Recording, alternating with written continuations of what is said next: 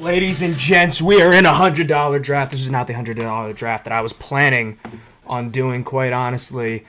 I was hoping I'd get into a tourney on DK, but that son of a bitch filled, and I don't even know when. I'm not going to lie to you about that, but we are in a $100 draft nonetheless. And I'm ready to put on a show. These are a bunch of underdog SOBs that made the poor decision to get into a lobby with me. So we are $100 drafting. Starting off with Jahmyr Gibbs. Love to see it. Vibes are high. I'm liking my exposures in the sprint. Feeling good about that. And everything else that comes with it. To be honest, though, this will mirror, if you are drafting tonight, your home league kind of stuff. I only have to beat 11 other people compared to thousands doing this just 12-man $100 draft on Underdog. So Gibbs is a more than fine pick. Brings a very safe reception floor coupled with a ceiling that's, up there with the best of them. That's why he's getting picked at pick 4 if he is able to steal more and more work from David Montgomery outside of what we saw last year, which was already a fantastic output. Looking at our follow-up picks, we have 21 and 28. Check out what's on the board here. I personally love McConkey. I think he's just going to get peppered so much. In your home leagues, if they are PPR, draft McConkey with confidence. Half-point PPR, obviously you have, the slight detriment to McConkey, but, I think he's going to be fed to an insane degree this year, especially with Slater hurt. I think that does lead to potentially McConkey getting some shorter, target area stuff. But either way, if it's taken away from his long, deep threat game, it just means he's going to get a ton more targets in that short area. Be a constant option for Herbert. I love it. I wouldn't mind Jacobs either. I think he's fairly safe. You would end up having 2 games, Detroit, Green Bay, that do scope out to, now with the addition of Parsons, be fairly competitive games. Neither team should run away with it. Usually going to yield some pretty good volume stuff for both running backs in that scenario. And we don't have to hyperstack any 15, 16, 17 stuff knowing that. So I can just take a player I now like, especially with the addition of Parsons. I think you're going to see Jacobs maintain a level of workload that I thought might decrease this year with Green Bay passing more. But if that defense vastly improves like it should with Parsons, you're going to see some pretty good stuff. Let's check out this board in the meantime. Genty at 9. Amon-Ra falling to 12. I still love Amon-Ra in the back half of 1. It's one of those weird things where you've heard nothing about Amon-Ra this offseason, and that's probably the best thing. He's going to be such a safe first-round pick. RB's going off the board early. These are the kind of lobbies that interest me so much on Underdog. Are the people doing this, is this their only league? Just signing up on Underdog, $100, don't know the people, let's play some best ball. I do feel for the people that can't put together a home league. It's one of my favorite things about fantasy football season. Getting together with my boys for a draft. A little bit of smack, a couple fantasy punishments.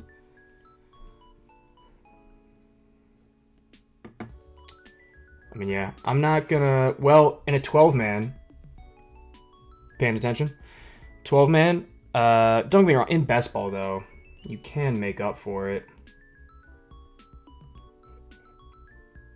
But fuck it. I was going to say, in 12-man, the bonus of having Brock is a lot higher to me. Even in best ball, I think it just allows you to really beef up your other areas in the midpoint of the draft and completely ignore all those mid-range tight ends that a lot of these people will probably be hunting. I think that's pretty valuable. The reason that I was against it was because, the main thing in your home leagues is being able to just start Brock, no questions asked, and then have the advantage over the team that eats a fucking 3-point tight end week is massive. In best ball, they eliminate some of that, given that you'll be starting the best tight end that you have available, given their weak stats.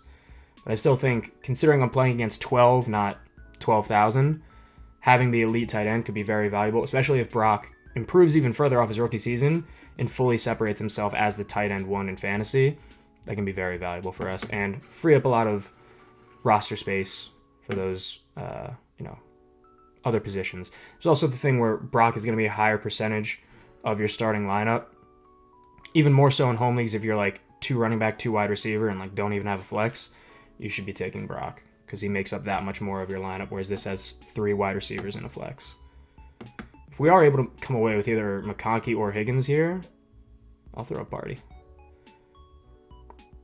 If not, I could go Hampton. But yeah, we get to luck away with one of these receivers that I love both of them. So this is a happy next pick for me. Curious where this guy goes. Goes Kyron. Well, yeah, I'm going to take McConkey. Don't get me wrong, T. Higgins is equally impressive good. He was wide receiver 5 points per game wise last year. Also does go about to have a pretty bad defense.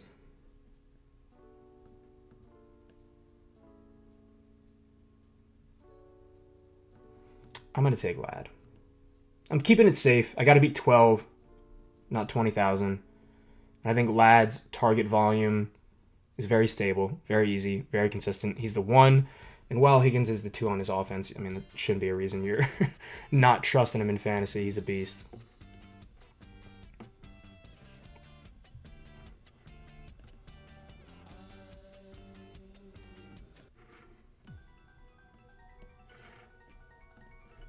Next 2, we're at 45 and 52. Let's see here. Sutton is kind of like, I'm never like, oh yeah, I have Sutton in my home league, but he is a very valuable asset. If we can get Pickens, though, I'd love that. You don't gotta ask me twice about that. Same thing with Worthy. Those are 2 of my favorite wide receivers this year. Worthy especially. I think in Sprint, I'm somewhere around like 30% ownership on Worthy. I love him. I think he's so good. I honestly, to be fair, I liked him even more when we thought that the Rashee Rice suspension was going to happen in the middle of the season. I was all over Worthy. Don't get me wrong, first 6 is still very valuable. I still think it can allow him to really establish himself in the Kansas City Chiefs offense. The benefit of the middle of the season was that might carry further into that 3-game stretch for the sprint. You have to assume once, given the additional time that Rice will have to work back in the offense, find their groove, that it won't be as significant, but I still think Worthy's very valuable. I think pretty much all of the Kansas City Chiefs are pretty valuable. I think there's a very clear and apparent discount on them this year. For what reason, I really can't tell. I think people are just lingering the defensive idea of the Chiefs. I think their defense is not improved. I think it's gotten a little bit worse over this past offseason.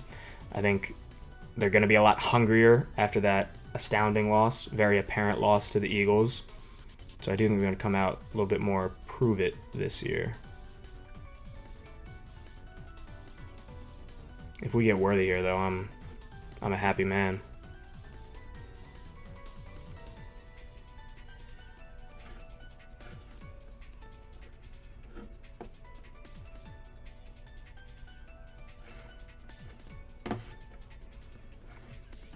Let's see how these people draft.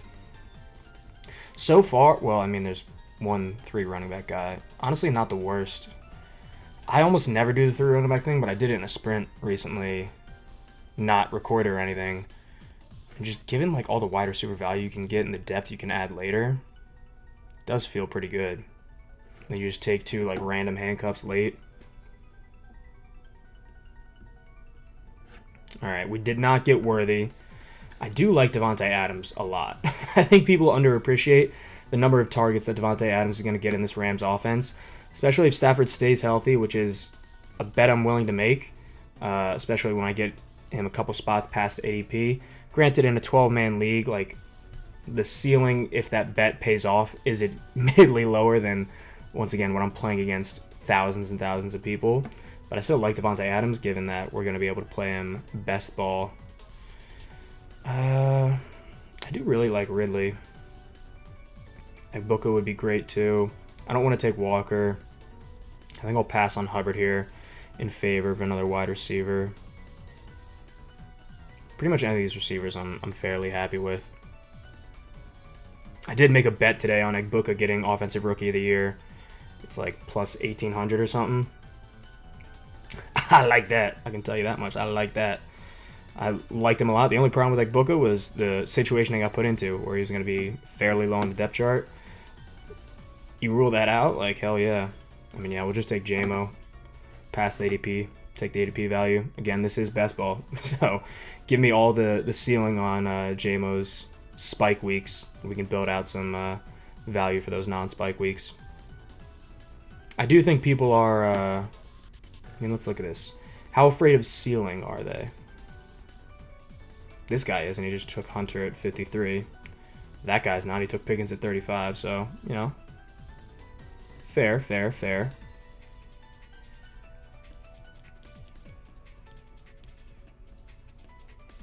It's so interesting in the sprint. There have been a number of drafts where I see Burrow fall to like the 70s.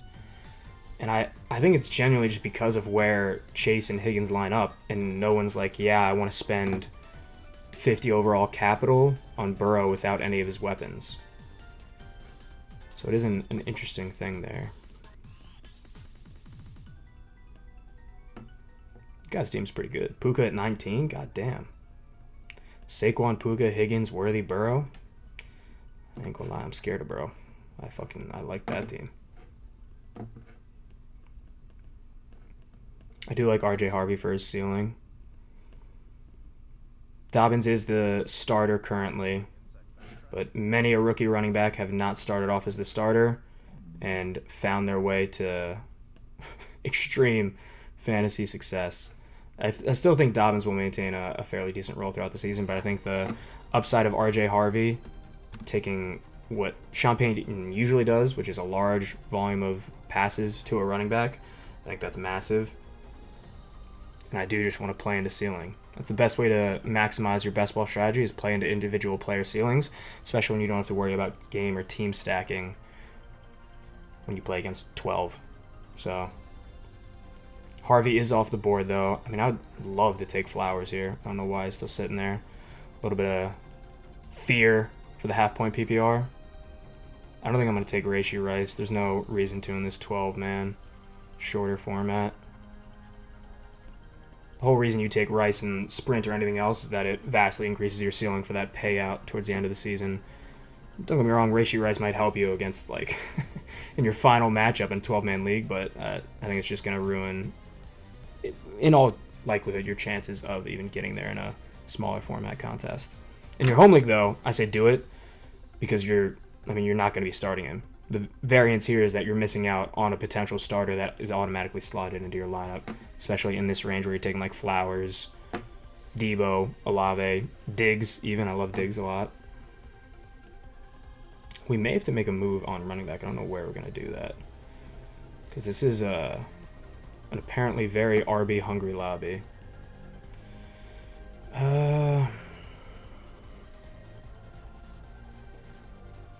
Yeah, I'm not going to overthink it.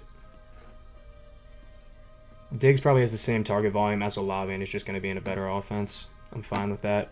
We can... Nah, I'm not going to take Monty after taking Gibbs. At least not at that ADP value. I do like going double up in a running back room when you can do it with... even if you're not a Merritt fan, given the value... I said this in one of the videos the other day. We saw it the Miami year with a Chain and Mostert. Like, this ADP value here, buying into an offense that is very apparently going to be great, high scoring potential, and you just get the entire running back room. You don't need one of them to vastly outperform the other. You just get all of the value of Washington's running back room. Same thing with Houston. If you believe, like I do, that Mixon probably isn't going to play this year, given all of the lack of things that they've said about his injury, just taking Chubb and Marks at 150 and 174, especially in this 12-man, like, part of the reason you wouldn't do that in the other ones is because if you hit on one, you maybe can use that pick on some other high ceiling option. But in this, just like, just bet on the entire running back room, especially at that ADP cost. We could go Laporta here. Well, not anymore. I don't think I want to go Debo. Olave does have the volume for us. I don't think I want to take Caleb Johnson. No KC to work into.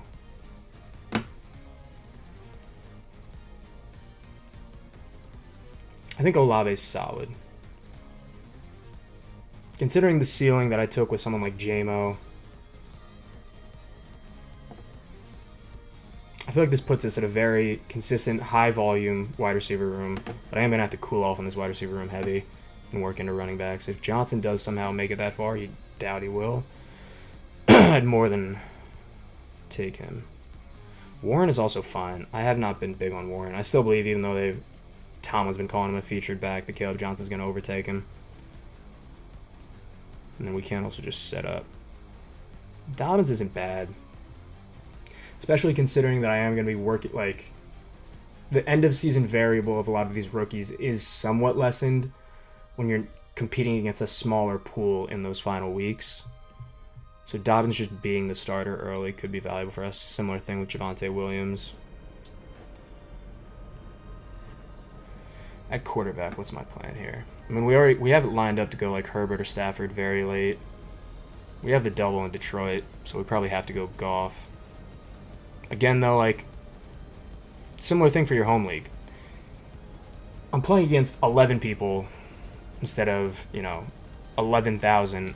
The ceiling maximization of having Goff with Gibbs and JMO is a lot less important. It'll help you. Like, if they maintain the offensive efficiency that I expect them to, if Goff has another, 300 fantasy point season, that'll be great.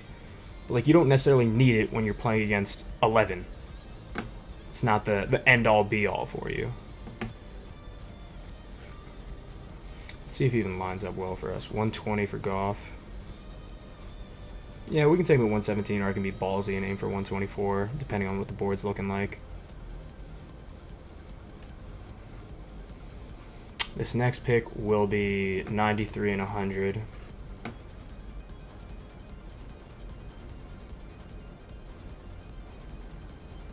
I'm probably just going to angle for Merritt into Eckler. Take the Washington running back room bet that I already mentioned earlier. If any of the guys above him are there, I'll happy to do it, but give me that and take it to the bank.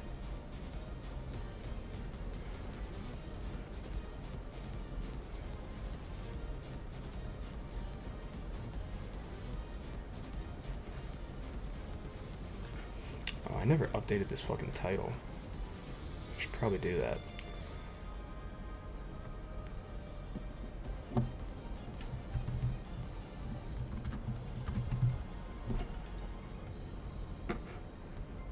I'm so disappointed though. I was so pumped to do that $100 DraftKings thing. It was like a 3-entry max, fairly small contest. I assumed even if it filled, they might add another one, but it must have filled so late that they're like, we're not adding another one. Which is a shame, because I think that was probably a very ripe contest to play into. Probably a fairly good advantage ADP-wise, or just knowledge-wise, stacking-wise, all the above. But I'm very happy with where I'm at in the sprint, so I can't complain. I don't think I can take Downs as much as I love him. Warren will be solid, again, because he is the starter early. It's fine. If we can get Merritt at the next pick, even better. It might be rough, though. Merritt goes at 92, so yeah. We'll just take Warren. It's fine. It does give us a matchup. This was, thought process lingering from my sprint-infested brain that Detroit does play Pittsburgh 16. So maybe that comes into play for us. Very likely doubt it, but maybe it gives us a little bit of late-season push to bank on. More than happy if Dobbins is there. We'll take him. If Downs is there, I may have to take him 14 spots after ADP, despite how fairly loaded this wide receiver room is. I could take Kelsey. I do like Kelsey, especially in best ball. But actually, that's what I would prefer over Downs. I think the problem with Kelsey, especially in your home leagues, I've said this multiple times on this channel, is that his floor has been completely washed away. Whether that be because of age, Mahomes having new targets that he likes more, both. Kelsey's floor has been eroded. But you can look at his stats last year. He had plenty of spike games that provided a ton of value for him. I forgot I took Bowers, so I don't even need to fucking do that. But we can continue this point, especially now that he's off the board. In best ball, you don't have to worry about the fucking shitty floor anymore. You just don't. So who cares? Especially when you're getting near pick 100, it just doesn't matter. I am going to be a little bit ballsy here.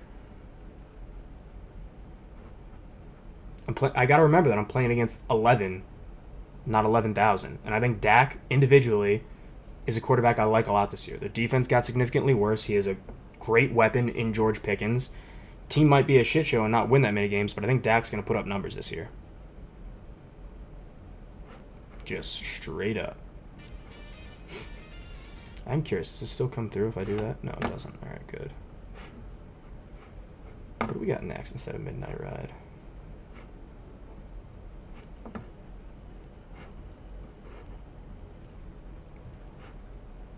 We definitely need some more running backs, though. That is very apparent. But if we can go Dak into... Wait, did somebody take Goff? Wow. I'm more than happy to go Dak into Stafford and Herbert late. I think that's a very good quarterback room to play off of. Should give us a very stable production in that room and a very minimal cost. Could do May. It's not the worst idea. I do like May a fair bit more than Herbert. Both because of the rushing ability and, you know, he doesn't have to deal with the Slater injury like Herbert does. I bring up that injury a lot, but it's very important to remember, think about.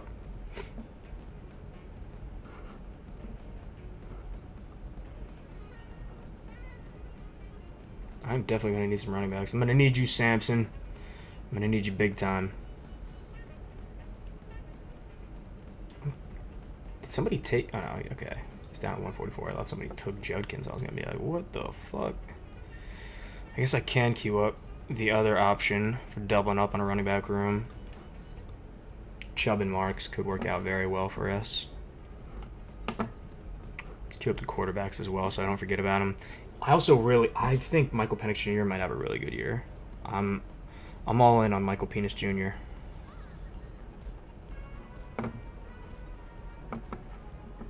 May's off the board. Shame, shame, shame. Alright, so we'll definitely be angling more towards Stafford, especially with Adams. Maybe Herbert. Time will tell. We'll see what the board looks like. I think the Darnell Mooney value is fantastic at pick 100. Like, he... the best asset that Michael Penix Jr. has is his great deep ball. And that fits in fantastically with Darnell Mooney. So I've been drafting that combo a fair bit, especially if I miss out on London and play heavily in the sprint, at least, to LA, any of their matchups, Tampa Bay even. Arizona I don't play too heavy into, but still.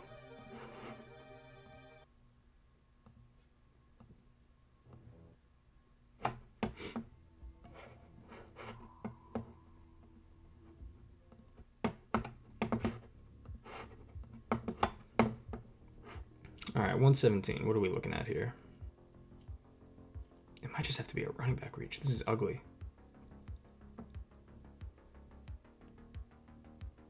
Because I get none of the benefit of any of my sprint mindset stacking. And I just have such a weak running back room because of how heavy they went into it. So we'd probably just take a reach on Eckler, which I don't love, but it seems like a move we have to do given the small format of this. Like, I'd be all in on looking at Godwin, looking at Bateman. Reed, not so much anymore. I think the fracture's pretty bad for him, at least in the sprint. Getting the ceiling of them playing into one of those matchups. But I'm playing against 11 here, man. I gotta beef up the running back room. Do I reach on Sampson at 124? I don't think so. I don't think I'm gonna take Herbert either. I'll just take a quarterback that falls. And then I always have Stafford as the backup option very late.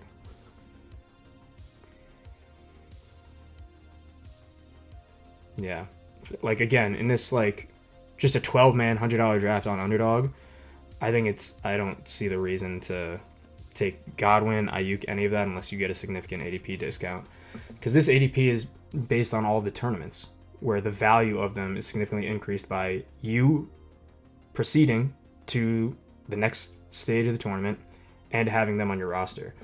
When it's like just season-long points, I think you're missing out on a potential option, a fill-in option, an injury fill, like anything that could go wrong, boost you up. How well does Samson line up for the next pick? 141. I'm just gonna take him. Someone took Chubb at 120. God damn. I love Samson. I'll say this. I think that this build up to the season reminds me so clearly in numerous ways. Granted, they are different. They're a little bit, skewed, altered from this memory I'm about to bring up. But the season that Le'Veon Bell held out, nobody was talking about James Conner until week 1 came around and Le'Veon Bell wasn't playing. I think there are so many RB rooms currently in the NFL that while they don't mirror that situation, very directly, the opportunity that comes with that same type of situation is very evidently there. I think you see that with Quinshon Judkins and Dylan Sampson. I think Sampson was a fairly productive, high ceiling rookie that just happened to end up in the Cleveland Browns running back room after they had also drafted Quinshon Judkins. You can think like, oh yeah, he might be signed soon. As long as the NFL is like still reviewing this non-entity, I don't think the Browns are going to sign him. Who knows? Maybe he comes on mid-season, but like, it's a big if. Granted, you're taking that if at like 140 or later. The players in that range are, ifs in their own right, so I don't hate it, but I love that. I think you have in Washington, particularly with Bill Krusky Merritt, less so with Eckler, but certainly there. But I think definitely with Krusky Merritt, like, no one was talking about him until everyone was talking about him. But I think the people that like aren't willing to buy in just don't want to accept the change. You can look at how many carries they gave Austin Eckler last year. They are not going to make Austin Eckler the featured back. Chris Rodriguez was dropped. Like, they're going to give Merritt fairly high workload. You saw a 7th round pick do it with Isaiah Pacheco and the Chiefs not too long ago. Like, this isn't an out-of-body strange experience where a 7th round running back comes into a perfect position, performs well, and takes the starting role on what's supposed to be a very good offense. Like, I think Merritt's a fantastic pick. You see it with Houston. If you want to, like, keep saying, oh no, Mixon will play, people said, oh yeah, Bell will sign. Like, maybe he does. But the value, especially, like, at this ADP, getting Marks, I mean, we have Chubb already off the board. But again, the reason I don't love Chubb is Chubb was never, like, when the Houston Texans signed Chubb, they're not like, oh yeah, we're going to give this guy a heavy run early on in the season. After the knee injury he had, that is not something that, like, they're probably ecstatic about. And they traded up to get Marks in this year's draft. Like, I think there's a lot of opportunity for late round young running backs in almost all drafts. We're not going to auto-draft Quinshon Judkins after all of that, though. I can guarantee you that. Bob, I do not want your couches, man. All right, who are we going with here? I do like Ramondre a little bit.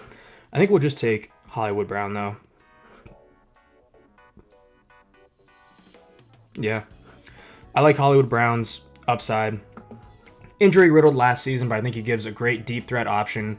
And against City offense that has a great big arm quarterback and an offense that I firmly believe will, score a lot of points. At least a lot more than last year. I'm not going to be taking Marks yet either. I'm happy to take Ray Davis if he's there. I mean, we could make the bet of, like, Sampson and Judkins. I don't know how much I love that. I'd rather do that at, like, the next grouping of picks rather than eat it here. I'm not trying to eat it through the jeans with Judkins. And while I do like Penix, again, until we get to Stafford's range, which will honestly be our next picks, the second of the next two. Yeah, 172, we would take Stafford. We'll take Ray Davis. I like Ray Davis. I think he's a very solid, TD dependent, admittedly, but a solid, role in the Bills offense, which you already know the Bills are going to be good as long as Josh Allen is healthy. They will get into the red zone, and I think that the extension to Cook will kind of inverse what you think, give Ray Davis a more firm hold on like short area stuff, because I don't think they're going to want to put their new highly signed running back James Cook into a lot of like big bruising scenarios. I don't think that fits his style super well. He'll have full command over a lot of the receiving workload, first 2 down stuff, but I think in short yardage, goal line work, Ray Davis will take a lot of that. We'll definitely be looking at Marks and Stafford at the next pick. I mean, we could consider just taking Penix because I love him at the next one. I think 3 quarterbacks in a 12-man is great. Just vastly increases the floor of your production season long. You don't need to worry about like maximizing ceiling, stacking, stuff like that. So I think 3 quarterbacks is more than great here. We can take a quick look through the team, though. We got Dak, Gibbs, Warren. This running back room is a little ugly, but I think the volume we can get out of Sampson, hopefully, I really think JCM is going to be great. Eckler can hopefully give us a little bit of something. Warren will be the featured back, quote-unquote, to start the season, so he can provide us some value while we hopefully get some shit out of, Marks, Sampson, Ray Davis, either early or later into the season, especially if Mixon does not play. Wide receiver room is admittedly stacked, though. We got Ladd, Devontae Adams. I think Devontae Adams is going to be a target hog this year. A lot of hype about that. If Stafford is healthy, Devontae Adams is going to crush this pick 40 bullshit. I think he can be like a 20 ADP kind of player. I think Puka has the opportunity to be like wide receiver 1 this season. I'm very big on the Rams, but if Stafford was healthy, I'd be all over it. It kind of sucks that he wasn't, because maybe it doesn't suck. My exposures might have been too high if Stafford was healthy. JMO, pop off at any moment. The Detroit offense is not going to decrease that much. It's just not going to happen. All the sports books, everything that you see is telling you that Detroit is still going to be a great offense, primarily because of the weapons that they have. Doesn't mean there may not be some hiccups here and there, but it's going to be a good offense with or without Ben Johnson. We'll see how Ben Johnson does in Chicago. No ill will towards him, but Detroit, going to be set and forget it. Don't worry about it. Diggs, I think, has a ton of target volume. I was surprised by, his over-under on touchdown totals for the season. I think it's at like 4.5. I would have expected a little bit better, but the main thing with the Patriots, both for May and Diggs, is that when Josh McDaniels has a good quarterback, he's not afraid to get pretty high volume on passing attempts, which I think is great for May's, outlook this season. Great for Diggs especially. I think you shouldn't worry about the injury at all with Diggs. He'll be fairly ready to go, ready to roll. I like him a lot. Olave, similar one. Offense is going to be the worst of this bunch, but I think his, target volume stability will be a great asset for us, especially as we get into some of the bye week stuff here. And Hollywood Brown, just great offense, TD dependent upside, long play upside kind of thing. I do like Cam Ward, but we're going to take a running back that I've been taking time and time again. You heard me earlier in this stream tell you why. I really think Woody Marks is in line to provide a ton of value this season. And I could be fully wrong. If Mixon plays at any point this season, it's not that great of a pick.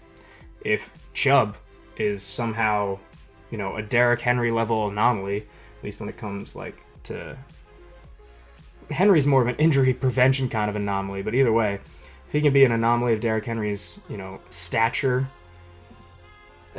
Woody Marks will not be a great pick. But I'm banking on the fact that the Texans traded up to get him. Their running back room is very ambiguous right now, and I think Woody Marks can step up and be a great asset, especially in a running back room that outside of Jahmyr Gibbs, it's pretty stinky. It's pretty stinky, man. It's pretty stinky. It's a pretty stinky running back room.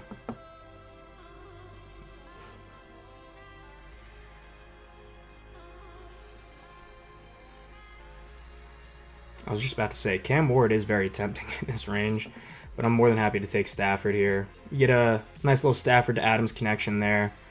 I'm very confident about him and Dak being able to put up a good amount of points for us this season. And I may even take Rodgers later, depending on the value we can get him at. This is another player. Admittedly, I cooled off because early in the season I was doing a ton of Miami and Detroit stuff, which led to me liking Rodgers a lot in the sprint because of his matchups with both of them. I think Rodgers, especially in best ball, at 196, I don't get why he's there. I don't get why he's there. I know that This is not going to be a super high volume passing attack. But with Aaron Rodgers at the helm, it's going to be a very efficient offense.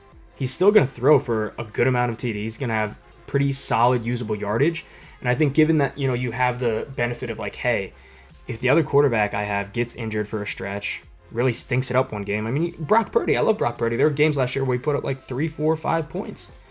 Rodgers is going to be a very safe asset that through injuries, through anything else that could go wrong with your team, is going to provide you very solid floor. And potentially, I mean, there's nothing to say that he can't pop off in an individual game and give you the value needed to really eke by and make it big. Granted, I will admit, one of the reasons that I really like Rodgers is I think he gets you into that tournament dance really well. And then you can capitalize off the matchups there. Since we're not capitalizing off of any matchups with him in like a 3-game stretch and a tournament stretch, there is reason to, accept that 195 ADP, but I still think 195, like, he's a starter. A very apparent starter. Can you say that Daniel Jones is going to start all the games this year? Like ignoring any potential injuries and stuff like that. Rodgers is the only one of this group that is going to do that. And you're getting him in at 195 for a quarterback that just towards the late half of the other season was fantastic. It brings a lot of questions to my mind. I know they're not going to get answered, but my goddamn. We can get Likely at the next pick. I'm more than happy to do that. Didn't put him on IR, which means that he should be back before 4 weeks, hopefully. I think he's a ton of great upside. With Brock Bowers, we would be fucking set at tight end. You only need Likely for hopefully 1 week, but he can also provide a little bit of flex value if he hits on a touchdown or anything like that during the season. I also feel the same way about Cade Otton. Given Cade Otton's injury, I think he's great to pair with Bowers because you have Bowers for the early season, and then you have Otton stepping into kind of a void that's been left by Tampa Bay injuries. The injury does mean he misses a little bit of that, but I think even when players are back, those being Chris Godwin, Jalen McMillan, Otton will still maintain a fairly decent role and have, great TD upside later in the season when he is, back and moving and grooving. This will be pick 16. So we'll probably go quarterback, wide receiver, tight end. Those will be our final 3 picks. We hopefully have our quarterback and tight end here. At wide receiver, what are we looking at?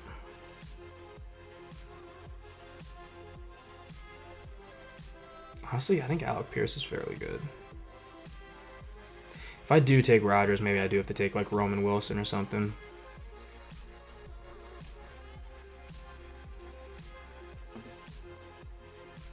I'm going to be real. None of these wide receivers jump out to me as like, yeah, 12-man, let's do it. I mean, maybe Slayton. I think Slayton's fairly undervalued. If Jackson Dart does come in and vastly improve the Giants' offense, he could be a decent beneficiary of it, especially with a lot of defensive focus going on to Malik Neighbors.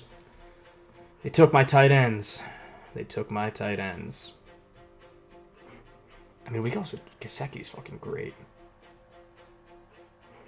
Yeah, I'm just going to take... Well, with Sammy D there is reason to consider him.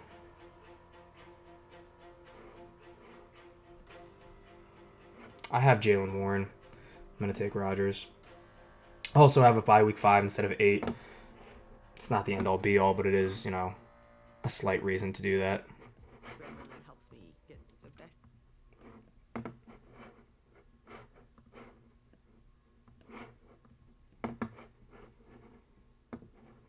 And then Gesicki went. God damn, man. So maybe we just punt to Fryman for the next pick, and I take a receiver here?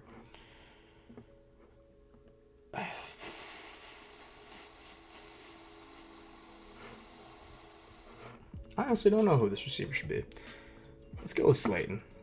I think he provides the highest upside of this bunch. I really don't think Pat Bryant's going to get enough work to be anything valuable. Coker's injury does suck. He does benefit from Thielen's departure, though. But yeah, I'm just going to go Slayton.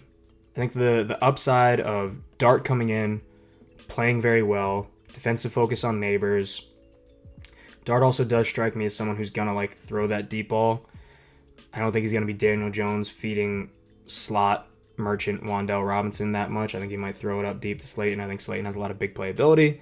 And in best ball, where you can take advantage of that big playability without having to worry about starting him and eating a shitty week, I like Slayton. And then we will close this out with Pat Fryermuth. And that'll be the end of our journey. Unfortunately, I will still be the rest of the night getting in some more sprints, maximizing my value on that shit. But we'll close this out with Pat Fryermuth. To everyone who joined for 5 seconds, 5 minutes, or 5 hours along this journey, I appreciate you. It's been a good one. Started off more than 50 days ago because Labor Day hit me a little bit and I did not get up any videos for that.